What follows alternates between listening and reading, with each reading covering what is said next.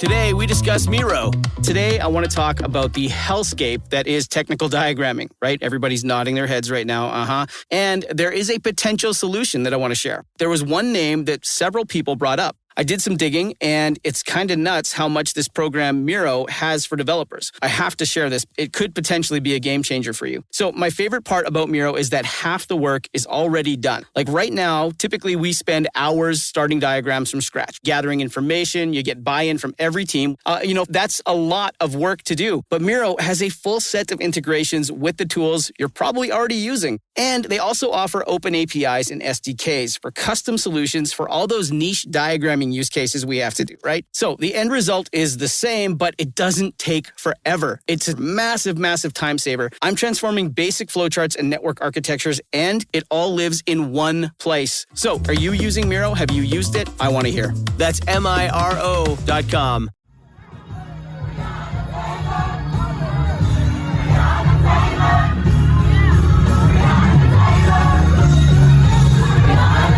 This is Make It Plain.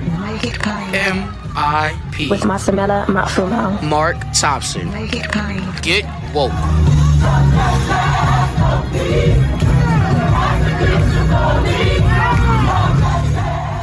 Ladies and gentlemen, we are happy to be joined here in Make It Plain in our studios in Times Square today by someone you most likely have heard about, and hopefully have already begun listening to. As you all know, we are Make It Plain, a part of DCP Entertainment, along with Woke AF with Danielle Moody Mills and the Teray Show, and all of these great shows.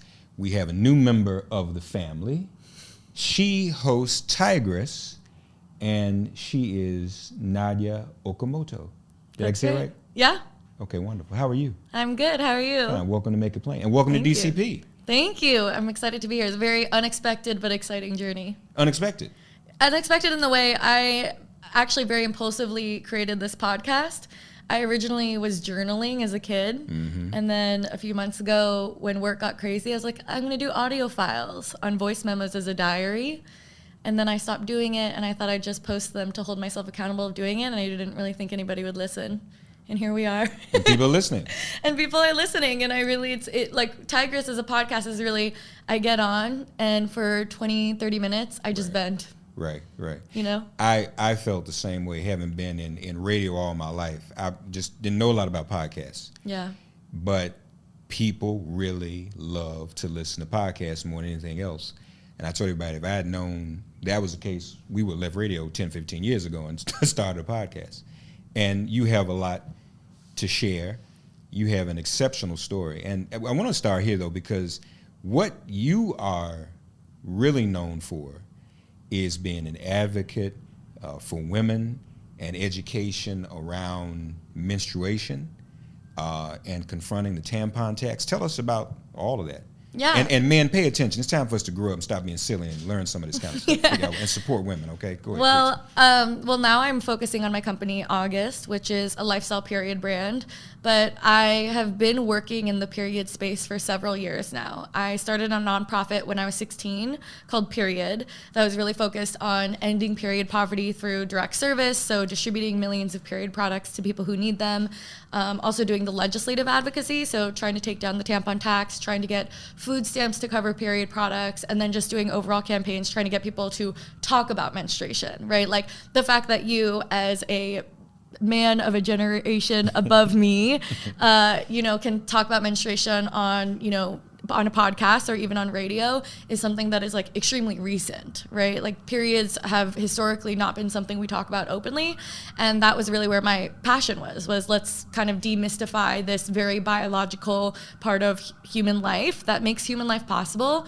I wrote a book about it called Period Power that came out a couple of years ago, and graduated from college a few months ago and raised my seed round and started this company. So, yeah. So, for those who don't know, explain the tampon tax. So, when I started this work in 2014, it was in 40 states. Now it's in about 30. Mm-hmm. But at the time, 40 states in the US had a sales tax on period products, considering them non-essential goods. Meanwhile, products like Rogaine and Viagra were considered medical necessities and so don't have that tax. And basically, like, to me, the tampon tax is not going to fix period poverty, right? It's not going to fix the problem that homeless and low-income menstruators don't have access to period products. But I do think that it is a legislative goal that we need to fight, and it's like a Trojan horse to be like, our system, our legal system identifies period products as luxury items, like literally luxury items, but hair growth and erections for older cis men is considered a medical necessity, and that is just like absolutely ridiculous. And that's obviously because for most of our nation's history, men have made all the policy decisions and influenced all the laws. That's why we need more women in elected office and more women policymakers, right? Yeah, I mean, I think it's for a lot of reasons. I also think because menstruation is like this thing that over half the global population will experience, and yet it's like not talked about, right? Like to the point where like today or every single day for the last few weeks, I've been making a lot of TikTok videos and talking about how, like, as someone with a uterus, I have 3 holes. Like, I have 3 holes down there. And like so many grown women do not know that. Like the anatomy, sex ed in our education system is not taught. And then like even talking about periods, like, did you know that you can't hold period blood?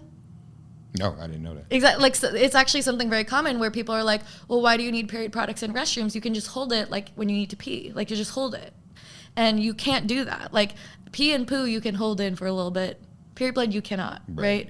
And so I think that because menstruation is so stigmatized, yes, because of the patriarchy, and yes, because men are the ones who don't get their periods, who are in power, but at the same time, I also think it's we as menstruators have been conditioned that this is not something I talk about openly, right? Yeah, There's some women who are very offended that I talk about it openly because they feel personally attacked that I'm exposing this big secret. That's got to be generational too, though. Or is it? Do young women feel that way sometimes? No, I mean, I think that like any societal stigma, like I think it generationally, you could say it's stronger, right? Because someone who is in their 50s has spent the last 40 years being indoctrinated by society that this is shameful, versus I can talk to a 6-year-old and like they don't even know what periods are. So the first interaction about menstruation is more open, right? Similar to mental health, right? Mental health, talking about gender. I think like something generational I've been thinking a lot about is also just like the conversation around gender. Like, I never say feminine hygiene or feminine products because people who are trans or non-binary can also experience menstruation, right? So for us, we say menstruator. And there are people who are of a different generation who've never heard this term before. And the idea that someone who's not a woman who can get a period is preposterous, right? So I think it is generational in the fact that like I'm the older end of a generation that is really questioning gender as a social construct. It says a lot about our society over time that this has always had such a stigma. I never understood it even as a kid. You know, what is the big deal? And being in a family of women and being raised by women, it just was what it was. And they didn't feel very stigmatized about it either. But it's amazing that even in this day and age, people just can't get over it. Yeah. It's pretty crazy. I mean, I think another thing is like, now what I'm doing right now is really working on the products, right? Sure. Because it's such a like necessary part of our bodies and a part of like humans being able to procreate. And yet the period products that we use are like not really innovated upon, right? The tampons that we're using today are not truly dissimilar from what a cis white young dude made in the 1930s, right? And so I think a lot of it is these products should be better, this experience should be better, and we should talk about periods openly. And it's not just period blood, it's you're constantly menstruating, you're on a menstrual cycle, right? And how intersectional the issue is, right? Even around period pain, right? Black women are 3 times more likely to have uterine fibroids, which causes heavy bleeding and very, very painful periods. There hasn't been enough research been done about it. And because the, medical care system doesn't know enough about it, it's very underdiagnosed. And so I think that when we talk about periods, like I get schooled every single day about how intersectional this issue is. More MIP after this message. So you said a couple of things, innovations in the product industry. Is that happening? Are you helping to make that happen? Is August taking that on? Yeah, we're trying to. I think a lot of what our goal was in creating these products is how do we meet people with where they're at, right? They're using, most people are using tampons and pads, and how do we make it better, right? Make it more comfortable, make it softer, more sustainable. While most period products, like the average pad, takes 500 to 800 years to decompose because of all the plastic in them. It has enough plastic for about 3 to 5 plastic bags. Our pads are plastic-free, fully biodegradable within 6 to 12 months, tax-free, carbon neutral in the supply chain. And so I think a big part of our goal is like the more we talk about periods, the more we can push the overall industry to be better, right? Yeah, But another thing is like, I'm surprised every single day by how much fear there is from young women about getting their periods and young menstruators, right? Because it's not talked about. Like you as a young person or not you specifically, but like someone as a young person is You can call me a young person. You're a young person told like at some point you're gonna start having blood come out of your vagina every single month, and it's just gonna happen. And here's like a wad of cotton to catch it with, you know? And so there's like all these questions, and I think being on TikTok now to like a new level of virality over the last few weeks, like I've been doing this work for 6 years, like speaking and everything about it. Every single day I'm surprised by how strong the stigma is. Yeah, that is a strong stigma. Now you also mentioned in the medical field and research and treatment, do you see that beginning to change at all, or is that still kind of stagnant? I think it's a very exciting space to be in because everything is changing. Okay. It might not be changing super quickly, but I think that, you know, as much as I hate social media, and like social media causes so many issues and like a body image, and it's been a huge issue with my own mental health. Social media is this very powerful tool, right? Where it's like now I'm not screaming into a void, I'm screaming to a social media void, but that affects many people, right? And so I think that there is progress that is happening. And I think that what I hope we can do is just make sure that we're not kind of doing the slacktivist thing of like just posting on social media and then like not doing anything about it. But I think for me, like resistance and fighting for the stigmas or any stigma has always been talk about it, but then back it up with actions and tangible metrics. So we really know that we are making progress and we can track that progress is being made. And you on TikTok have been actively educating menstruators, correct? You've been showing people. Only for a few months. Yeah, How's that going? It's kind of crazy. Like we've across our platforms been getting like 5,000 to 10,000 followers a day organically, and you know I was asked this morning like what decisions were made until I felt comfortable posting my period blood on TikTok, and it's super interesting because my career has been in periods for almost 7 years, and I'm 23 now. And yet I never felt comfortable showing my period blood until a few months ago. Really? Yeah, and now I like before I came here, I was on the subway editing a TikTok and I posted it of my period blood to be like, yeah, period blood can be brown. And I honestly don't really know why I suddenly feel comfortable with it. I think it's like for 6 years, I wake up every day and I have hundreds of messages from strangers who are like scared and nervous and confused and think they're dying in internal bleeding. And, you know, I can say period blood can be brown and then they're imagining shit, right? And so, like, I think so much of what it finally got to was like, oh my gosh, I might as well just show it. Surprisingly, TikTok sometimes takes it down, but I just keep posting it until they leave it up. They take it down? Yeah.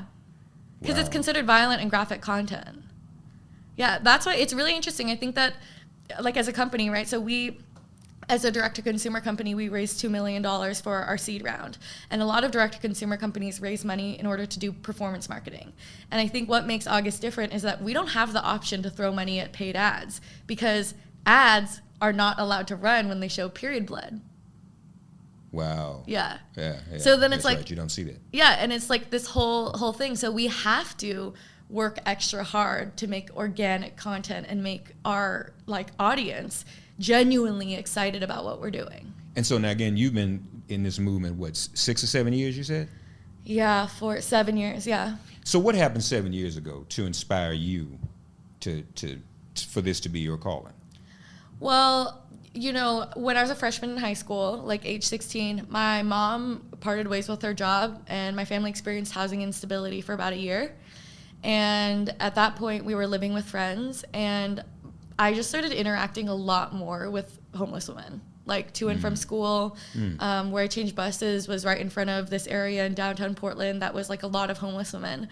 And because we didn't have like social media and smartphones, like all I could do when I was spending hours a day sitting at this bus stop was like talk to the people around me. And so I like low-key just became friends with these homeless women, and periods just started coming up in conversation. Like hearing about that this was something that was unaddressed, a huge part of their discomfort, something that wasn't provided by shelters. And I think because at the time my family was experiencing housing instability, I was already kind of obsessing over this idea of like privilege. And, you know, at school, I was a scholarship kid at this private school. I was always like, I'm in the worst situation. Why am I in this situation? This is so ridiculous. And like my family has like extreme, like we have nothing. This is so awful.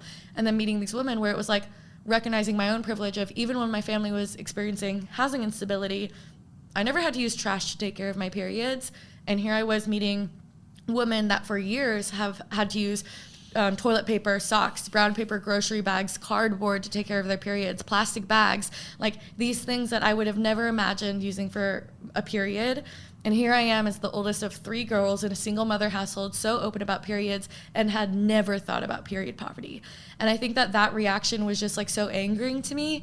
And I experience it every day, right? People who have been menstruating for their whole lives or past menstruating age, and they hear about period poverty and they're like, I've never thought about it, right? Because when we think about poverty and we think about not being able to afford access or what you're gonna donate over the holidays, we think of canned goods, shelter, socks, clothing, and toothbrushes. We like don't think about period products, and it links back to the stigma, right? If we don't talk about periods, it's kind of this secret that then we think nobody menstruates, right? And then it's just like, oh, okay, like it's not really something we're gonna think about, right? We don't think about periods, and then we sit in these rooms, like even the room we're sitting in, and the majority of people in this room, like to, you know, take a risk and make assumptions, the majority of people have experienced menstruation in this room. And yet, have we talked about it openly? Not really, but we've talked about headaches and maybe other natural things. More MIP after this message. Period poverty, though, to be clear, I think it's important for people to understand, that does not necessarily accompany homelessness only, correct? No, yeah. Explain a little more so people understand what you really mean by period poverty and how. Yeah.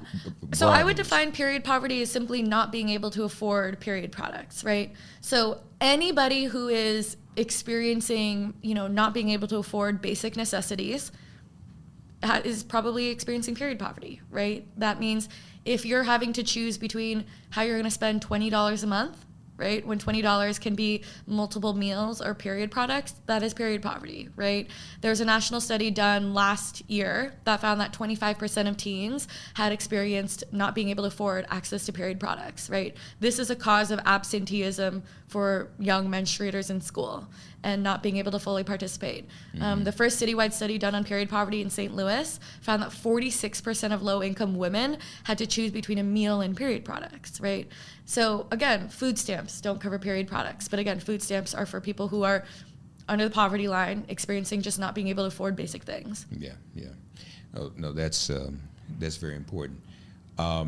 It's interesting, most of us who are men who know very little about this and don't want to know, because, you know, we can be kind of boneheaded at times, but we think, Nadia, that we think our experience or our knowledge is complete when a significant other asks us to go to the store for them.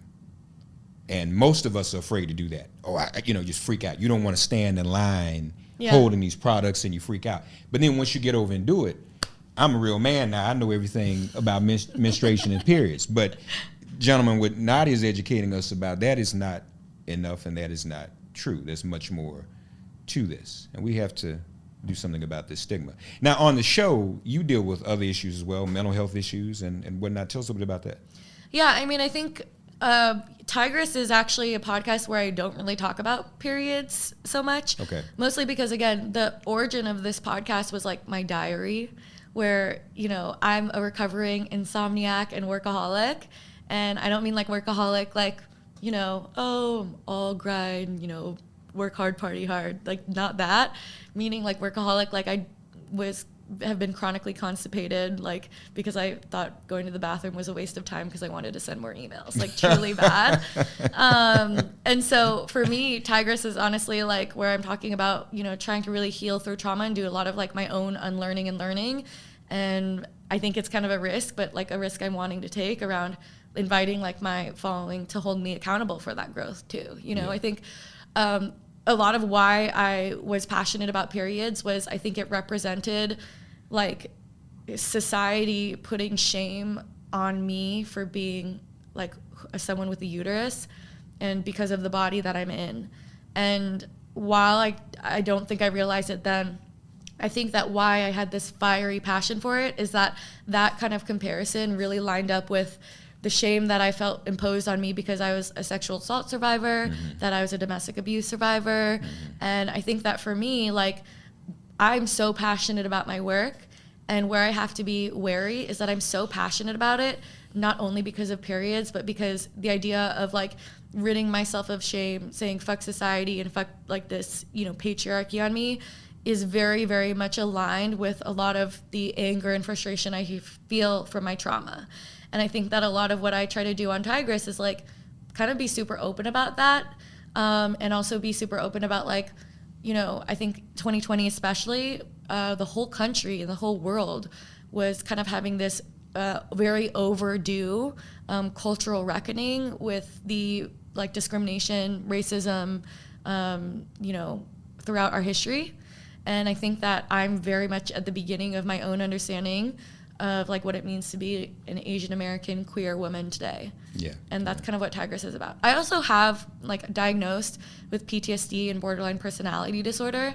And I think that a lot of these like acronyms that are my diagnosis are often equated to by the mental health stigma as someone who can't hold a job, can't be in a loving relationship, can't be a good friend, can't be a boss, right? And here I am as a venture-backed founder in like a stable relationship.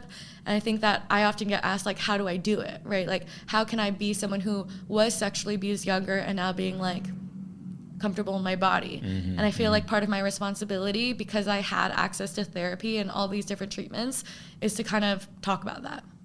And all that you articulated there, sexual assault, domestic violence, PTSD, all of those experiences you had, most people don't have a space in which they can talk about that and express themselves, or even listen to someone else who's had those experiences. So that's a very important conversation you're having. Yeah, I mean, I think it's a great privilege to have a platform like this, right? Yeah. Like, I think everybody has a different story, and like the fact that even it's like kind of an incredible opportunity, even recognizing, you as someone who for decades, your job has been to speak your mind and you get paid for it, right? Like, that's incredible. And I think that I really feel the weight of that responsibility. And I think, when I've hit depressive lows, of course, I've always thought, well, maybe I just shouldn't do this, right? Like part of trying to fight the status quo is my work isn't working unless I'm getting pushback, right? Because then I'm just talking to a bunch of people who already agree with me, right? Inherently making changes, talking to people who disagree with you and who will push back against you and who want you to be different and who don't like who you are. And so every now and then I'm like, maybe I should just like be a hermit. Maybe I'll be a stay-at-home mom, like trophy wife. Like, I'm attractive enough conventionally to do that. And then I'm like, well, no, it's like a responsibility that I have this platform. Like, this is kind of, something that I don't want to take for granted. And I want to use it for something that, selfishly is going to help me heal, but also is hopefully going to reach someone out there who might be feeling like they're stuck. No, take it from me. You are reaching people. You may never meet them, but you still reach people that you might not realize or even expect. You got a lot on your plate. But what do you think about your future? What is it have you fantasized about where you ultimately would like to be, like to end up, what you most like to do going forward? It's really, I get asked this all the time. Most people are like, are you going to run for office? Like, that's the question. You did once, though, didn't you? I did run for office, yeah. So no, I'm not going to run again. Not at all. But it's so interesting because I never actually think about what I want to be in the world. But honestly, I think a lot about like what my goal is for society, and then like kind of what I would do fits into that, right? Like, if you asked me 2 years ago if I would be running a for-profit period company, I would have never believed you, because I was like all nonprofit advocacy.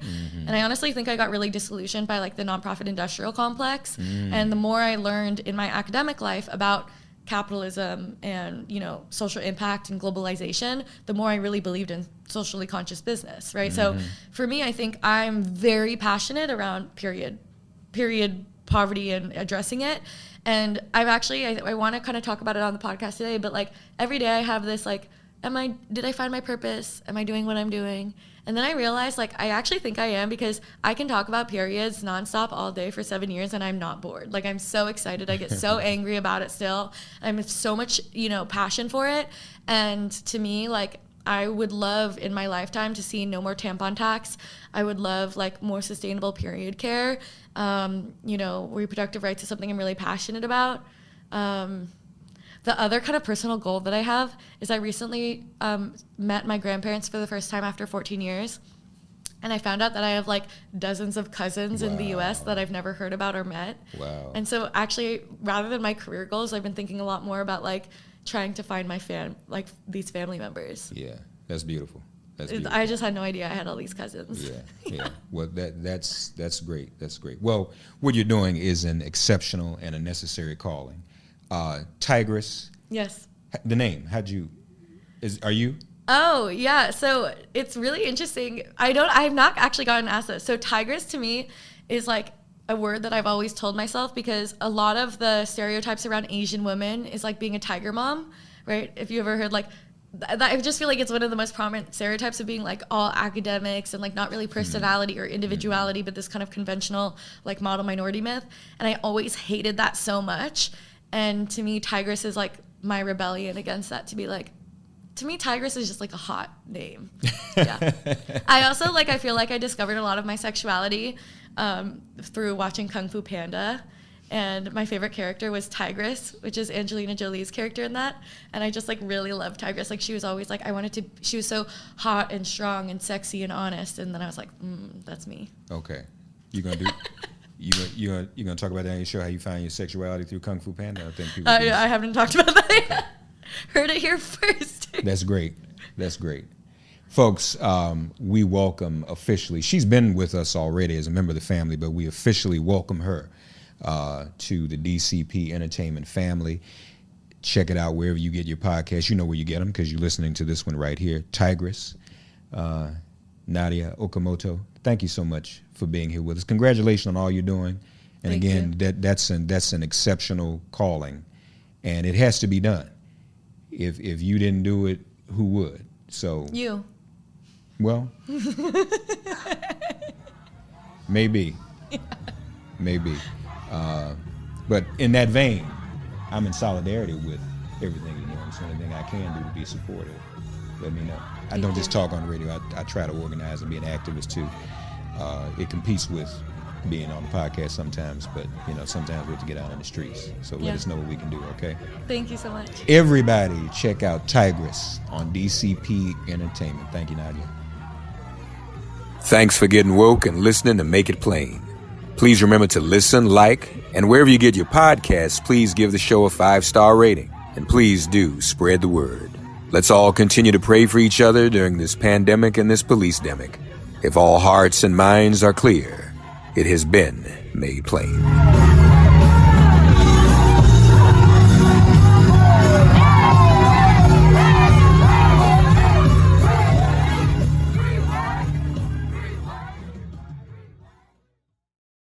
Jake Knapp is the inventor of the design sprint and the New York Times bestselling author of the book Sprint. He's also the co-founder of Character, a venture fund for early stage startups. How and why did you start using Miro? I came from this position of thinking, I don't want to be doing stuff online, to thinking now when I do a sprint in person with a company, it's like, we're going to use Miro, even though we're all in the same room, because that's a better way for us to get this work done. As an investor, we're basically investing in their ability to solve problems. We're saying, we think this group of people is going to be able to solve a problem in a really great way and create value by doing it. And actually, you need to give people the tools that can help them make decisions, help them collaborate, help them visualize and see things in a different way. And Miro does all those things. So to me, at least as an investor, I'm thinking, give the team the tools that are going to help them think, that are going to make the most, brighten their skills as smart folks. And Miro is at the top of that list for me.